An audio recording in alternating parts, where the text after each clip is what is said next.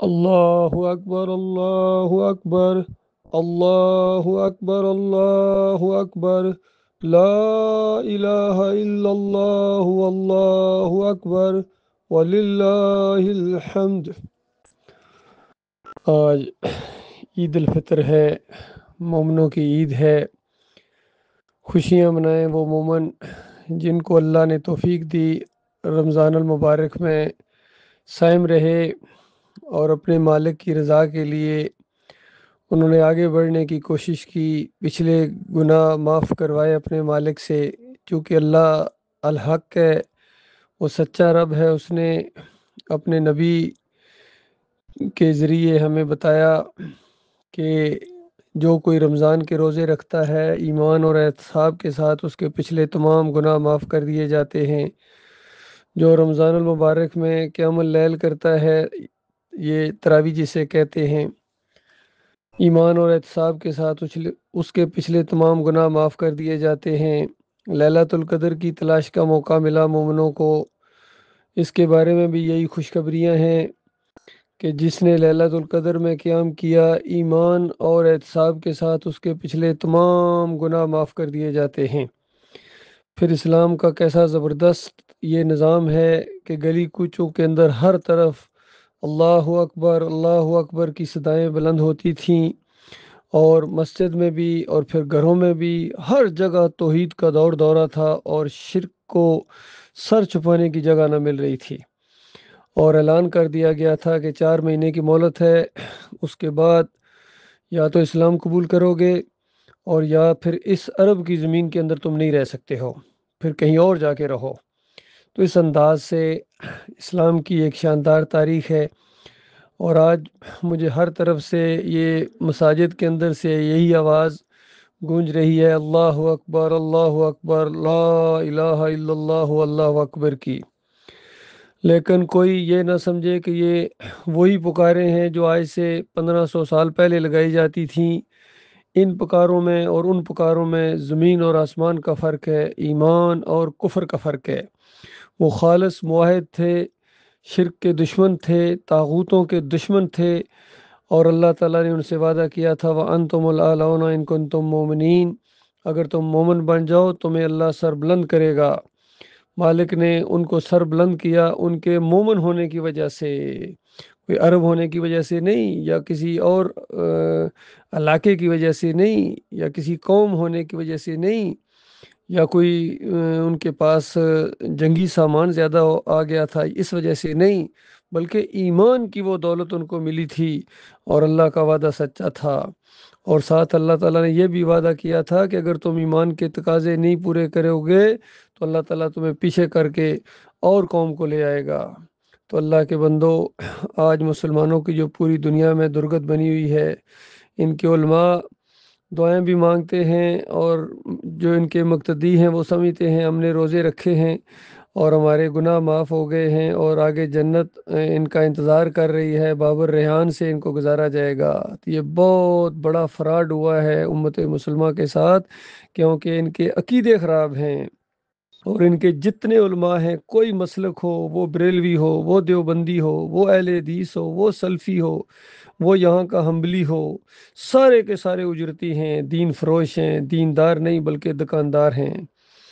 یہ اذان پڑھنے کے پیسے لیتے ہیں، تنخواہ لیتے ہیں، سیلری لیتے ہیں، یہ نوکری کرتے ہیں دین کے ساتھ۔ یہ ان کے سارے امام ہیں، سارے کے سارے اجرتی، اور سارے کے سارے پیسے لیتے ہیں۔ کوئی روپے سمیٹ رہا ہے، کوئی ڈالر سمیٹ رہا ہے، کوئی دینار سمیٹ رہا ہے، کوئی درم سمیٹ رہا ہے، کوئی ریال سمیٹ رہا ہے۔ اللہ کے لیے کون یہ کام کر رہا ہے؟ کوئی ایک بھی نہیں ہے مسلک جس کے عقیدے کے اندر خرابی نہ ہو، اور وہ اجرتی نہ ہو، حرام خور نہ ہو۔ تو اللہ کے بندو، یہ وہ چیز ہے جو آج امت مسلمہ کی دماغوں کے اندر چلی گئی، ان کو اپنا لیڈر مانتے ہیں۔ جہاں ان کے عقیدے خراب ہیں وہاں یہ فحش بھی ہیں، یہ بہت زیادہ کرپٹ بھی ہیں، مذہبی کرپٹ ہیں، مال جمع کرنے کے اندر اور پھر فحاشی کے اندر ان کا کوئی ثانی نہیں ہے۔ آج میں نے ایک وہ ویڈیو دیکھا طارق جمیل صاحب کا، وہ کسی خاتون کے ساتھ، یا جو بھی کوئی وہ تھا، شاید خواجہ سراج اسے کہتے ہیں، لیکن اس نے خواتین کے کپڑے پہنے، اسے میک اپ کیا ہوا تھا، اس کے ساتھ اس نے ہاتھ ملایا اور گلے لگایا، اندازہ لگایا اس کو ذرا شرم نہیں ہے اس ڈیٹھ آدمی کو۔ اس سے پہلے بھی اس کی ایک ویڈیو میں نے دیکھی تھی جس میں کچھ لڑکیوں کے ساتھ یہ ہاتھ ملا رہا ہے۔ یہ سارے اسی طرح کے مسخرے ہیں، چاہے طارق مسعود ہو، طاہر القادری ہو، اور یا تقی عثمانی ہو، اور ان کے اوپر جتنے بھی گزرے ہیں، یہ قاسم نانوتوی، اشرف علی تھانوی، محمود الحسن، ان کا ایک پورا کلپ ہے، ویڈیو، جو علی انجینئر صاحب نے ان کا پوسٹ مارٹم کیا ہے، ان کی ساری فحاشی کی اور یہ جو اس طرح کی بدکاریوں کی اور اس طرح کے بے حیائی کے ان کے جو پورے کارنامے ان کی کتابوں کے اندر لکھے ہو، اندازہ لگائیے۔ اور اس سے پہلے جتنے صوفی گزرے ہیں، کوئی ایسا صوفی نہیں ہے جو اس طرح کی حرکتیں نہ کرتا ہو۔ ان کی مدارس بے حیائی اور فحاشی کے اور بدکاریوں کے اڈے ہیں، یقین کیجئے۔ اس وجہ سے امت مسلمہ نہیں اٹھ رہی ہے۔ اور کشف المحجوب کے اندر تو علی اجویری صاحب نے جو الزام لگایا سو و شکر کے عنوان سے نبی علیہ السلام کے اوپر اور سلمان علیہ السلام کے اوپر اور داؤد علیہ السلام کے اوپر، اور اس قوم کے ایمان اور عقیدے کی داد دو کہ ایسے لوگوں کو داتا کہتی ہے، ایسے ظالم کو، ایسے مشرکوں کو، کافروں کو۔ اور مادھو لال حسین کی قصے تو کس کو نہیں معلوم ہے، سارے ان کے یہ مذہبی جتنا جو بڑا بدکار ہوتا ہے اور مشرک ہوتا ہے وہ اس کا لیڈر ہے اس قوم کا۔ یہ معاملہ ہے اللہ کے بندو، جب تک یہ ان کو پہچانو گے نہیں، ان کے مکروہ چہرے پہچانو، اور اس کے بعد ان سے بیزاری کا اعلان کرنے کے بعد خالص اللہ کی طرف پلٹو، ایمان اپنا درست کرو اور کلمے کو سمجھو، لا الہ الا اللہ محمد رسول اللہ، کہ اللہ کے علاوہ کوئی معبود نہیں ہے، کوئی داتا، کوئی دستگیر، کوئی مشکل کشا، حاجت روا نہیں ہے۔ یہ مطلب ہے لا الہ الا اللہ کا، اور محمد رسول اللہ، محمد صلی اللہ علیہ وآلہ وسلم اللہ کے آخری رسول ہیں، اور ان کی پیروی لازم ہے۔ انہوں نے کہا قبروں کو کچا رکھو تو پھر کچا رکھو، انہوں نے کہا کہ مزار نہ بنے تو پھر نہ بنے، انہوں نے کہا کہ دین کو نہ بیچو تو پھر نہ بیچو، اقرا القرآن ولا تقلو بھی، نبی علیہ السلام نے فرمایا قرآن کو پڑھو پڑھاؤ، لیکن اس کو روٹی کمانے کا ذریعہ نہ بنا لینا، پیٹ بھرنے کا ذریعہ نہ بنا لینا، اور مؤذن اس کو رکھو جو اجرت نہ لے۔ کتنے واضح یہ احکامات ہیں نبی علیہ السلام کی۔ اور فرمایا من اللہ کا تمیمتن فقد اشرک، جس نے تعویذ لٹکایا اس نے شرک کیا، اور فرقہ بندی سے منع کیا اور گروہ بندیوں سے منع کیا کہ بالکل ان فرقوں کے اندر نہیں جانا ہے چاہے کچھ ہو جائے، اور اپنے وقت کی جماعت، مومنوں کی جماعت اور اپنے امیر کے ساتھ چمٹ جانا۔ پوچھنے والے نے پوچھا یا رسول اللہ اگر اس دور میں کوئی جماعت نہ ہو مسلمانوں کی، کوئی امیر بھی نہ ہو تو پھر کیا کیا جائے؟ فرمایا جنگلوں میں نکل جانا، درختوں کے پتے اور جڑیں کھا کر اپنی بقیہ زندگی بسر کر لینا، لیکن ان مشرکوں کے اندر، ان مسلکوں کے اندر، ان فرقوں کے اندر تم نے نہیں جانا ہے۔ لہٰذا آج جتنے یہ مسلمانوں کے فرقے پائے جاتے ہیں سارے کے سارے شرک کے اندر ملوث ہیں، کسی میں کم اور کسی میں زیادہ،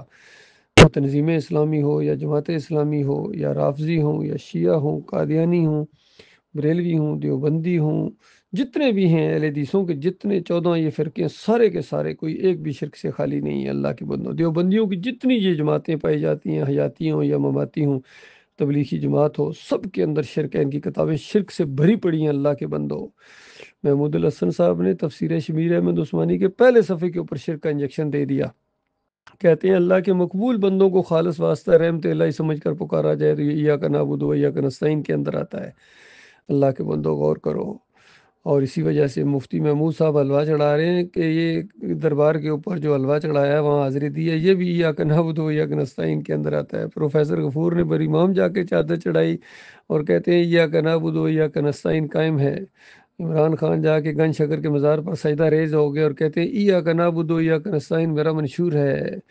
یہ سب نے یہی کیا ہے، چاہے مرد مومن، مرد حق کو ضیاء الحق صاحب جا کے رنگون میں گھنٹہ انہوں نے کھڑکایا ہے، تنکے والے پیر سے ڈنڈے نواز شریف نے کھائے ہیں اور بے نظیر نے کھائے ہیں، سارے کے سارے مشرک ہو گئے ہیں، پوری قوم کو شرک کے راستے کے اوپر لگا دیا انہوں نے۔ اللہ ماشاء اللہ، بہت چند لوگ ہیں انگلیوں پر گنے جانے والے جو ایمان خالص کے اوپر ہوں، توحید کے اوپر ہوں، اور وہ توحید کو پھیلا رہے ہوں، رد شرک کے، باقی کوئی بھی ان میں سے ایک نہیں ہے اللہ کے بندوں۔ لہٰذا ان کی نمازیں نمازیں نہیں ہیں، ان کے روزے روزے نہیں ہیں، ان کی عمرے اور حج بالکل ان کے منہ کے اوپر دے مارے جائیں گے۔ لہٰذا ان سے متاثر ہونے کی ذرا برابر ضرورت نہیں ہے۔ علی انجینئر صاحب کہتے ہیں میں ان کے پیچھے نمازیں پڑھتا ہوں، ان شرک کرنے والوں کے پیچھے نمازیں پڑھتا ہوں، چندے دیتا ہوں، اندازہ لگائیے یہ حال ہے ان کا۔ ڈاکٹر اسرار کہتے ہیں وحدت الوجود تو قرآن سے ثابت ہے، اندازہ لگائیے شرک کو قرآن سے ثابت کر رہے ہیں، کوئی پکاریں ثابت کر رہا ہے، کوئی نظر و نیاز ثابت کر رہا ہے، کوئی واسطے وسیلے ثابت کر رہا ہے۔ محمد حنیف کہتے ہیں کہ سجدہ تعظیمی تو قرآن سے ثابت ہے، اللہ کا حکم ہے، اللہ کی مشیت تھی، پورے خاندان نے یوسف علیہ السلام کو سجدہ کیا تھا،